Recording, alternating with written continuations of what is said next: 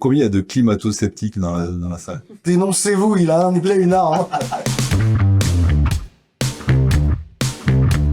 Le FIT m'a demandé de venir pour animer une table ronde, un débat, le grand débat du soir, qui va à confronter un historien des sciences à un des gros directeurs du CEAC. On va questionner la notion de transition énergétique. On a deux participants qui vont nous aider à sonder et à questionner cette notion plus en avant. Il y aura un peu un clash de deux visions, parce que Jean-Baptiste Fressos, c'est un historien qui critique énormément la notion de transition énergétique. On s'est fixé des objectifs intenables. La neutralité carbone, il y avait un effet utopie. Enfin, il y a des gens astucieux qui arrivent à profiter de ces objectifs intenables et à créer des business qui sont sans doute négatifs pour le climat. Stéphane Sarad, lui, il est là pour défendre un peu aussi les nouvelles énergies. Si on regarde dans l'histoire des sciences, ce qu'a fait Homo sapiens, c'est de rechercher une meilleure densité énergétique. Je pense qu'il y aura un peu cette confrontation et à mon avis ce sera très fécond pour les gens pour voir un peu jusqu'où, pour tester le concept de transition énergétique et voir où on en est et jusqu'où on peut aller. Il faut surtout, à mon avis, sortir du récit trop simple, en disant les scientifiques sont toujours du bon côté, et puis il y a des méchants politiques, les choses sont plus compliquées quoi. Je fais un peu passe-plat animateur, susciter un peu l'intérêt du public et ils pourront